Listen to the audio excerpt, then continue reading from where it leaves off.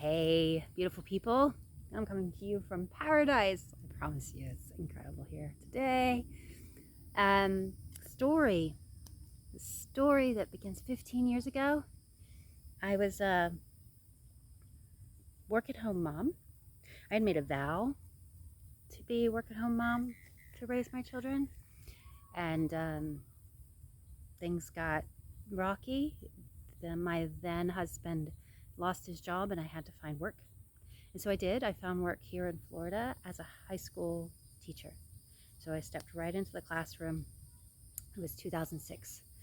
And oh my gosh, when I was at school, first of all, I would take those kids outside as much as possible. Thankfully, there were swamps next to the school, and I was an environmental science teacher, so I would take them outside because this is where I belong. I also risked my job taking my baby on a field trip, but my Momma Heart was broken. I was like, I want to be with my babies and I want them on these trips to the great outdoors with me. So I would work that job and I would go home and I would continue to work my home business because, well, the teacher's salary didn't make ends meet, unfortunately. And we were desperate. It was a survival mode, right? So I worked when I got home after I put them to bed. I didn't get much sleep. And I learned skills and applied them, and it worked. The month that I decided to resign, I made more in that month than I would all year as a teacher. So poof, I was like, all right, graduated that class of seniors and walked. And I went home. I went home to the home that I had bought and furnished with cash from my home business as well. So it was a good time. It felt really wonderful. I thought that, we were home free. And so I worked. I continued to work and ramp up that income. And I remember the thrill of like exponentially growing the income, especially from how I had grown up and lived. I was like, this is amazing. And I absolutely worked more hours than was healthy. I had turned on the overworking switch when I was a teacher so that I could get home to be with my kids again. And I was home with my kids. They were at school. And I was working 10, 12 hours a day. I was still not sleeping right. I was running on fumes, meaning I would not eat until I was starving, which did havoc on my blood sugar. I didn't know that, even though I was eating really healthy when I did eat, because I'm a health nut, and I was doing yoga, and I was in the great outdoors, and man, did I exercise hard. Oh yeah. I really exercised hard.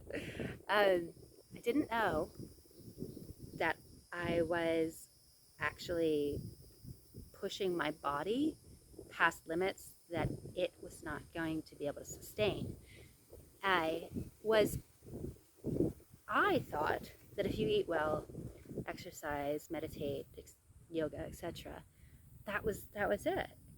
But I didn't know that stress can actually be so high that there's nothing that you could do in the wellness side of things that would overwrite the damage done by stress.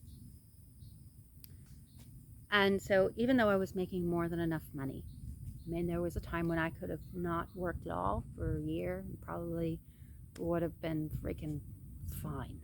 And I was still working those 10, 12-hour days.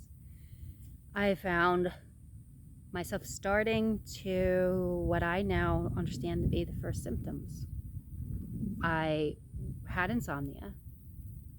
I would wake up at 3 in the morning. I had heart palpitations. I'd sit at the computer doing the work that I was doing and my heart would just start racing. I was like, what the heck is going on? Everything's fine. Why do I have anxiety? The way that I used to show up at business networking events as a speaker on stage, things that I used to do with complete confidence and ease and, unconscious confidence, as they say, I was completely a wreck. I was anxious. I had tinctures that I would take to slow down my heart rate. That I would, I was taking every adaptogen under the sun, right? But I was still overworking. And at some point, I'm sure it's just that I had flipped the switch. When my hair started to fall out, when I had muscle wasting, when I was experiencing extreme insomnia, when I was going to the ER with heart palpitations, that's when I realized what burnout actually means. Now, I probably overworked for 10 years before even the beginning symptoms. I had overworked. I'm saying overworked because if you're making more than enough money, if you're making six figures, multiple six figures, and you're still working 10, 12-hour days, it's because you're still in the habit of overworking that you may have developed when you were in desperate times. And so you started for a good reason, but the habit never left. And that's what I found. And so I got taken out of my career completely. And it wasn't until I was on a phone call with a friend who was telling me how much better she felt after her thyroid surgery, and she was describing her symptoms. And I was literally on the phone, and I reached up to my neck, and I realized I had this, what I now know to be a cyst, right here, big old lump. And that was already way past it being burnt out. So what happened was that my adrenals, so first of all, if you're overworking your adrenals. And you may have heard the term adrenal fatigue. And you know what? They're going to sell you all kinds of shit under the sun to help you with adrenal fatigue. But there's no amount of supplements or nutrition. Yes, they're good, but you can't overwork and take that shit at the same time and expect to heal. Okay? Let me just put that there. Your adrenals burn out, and then your thyroid takes over. This wonderful body of yours that has these mechanisms to keep you alive. And so my thyroid took over, and I killed half of it. So by the time I realized what was going on, by the time they called what I had an autoimmune condition, I had killed half my thyroid, and what I was feeling was actually just a fluid-filled cyst on the dead half. Yeah. So I had no choice. I was taken out, okay? So the level of stress and what I experienced, that stress disorder, the autoimmune condition, hyperthyroidism, all of that, I was taken out of my career. Couldn't do the stuff that I used to do at all. I did survive. I've got quite a amazing amount of resilience in me. I developed a business that I could work from home, never going out to see humans because I was too freaking anxious and weird.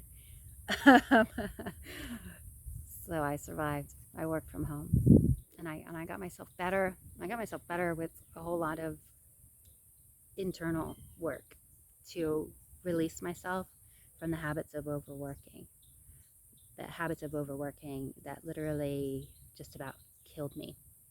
And the World Health Organization does list overworking as a leading cause of death now.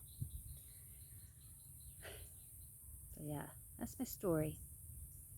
I'd love to hear yours. So if you developed habits of overworking back when you needed to survive, and you're still doing that even though you're making $250,000 or more, I would love to hear your story. And I do hope that you are taking care of you, because this vessel is all you got. All right, I'm Melanie McCool. I'm the Entrepreneur's Hypnotherapist. I look forward to hearing your story.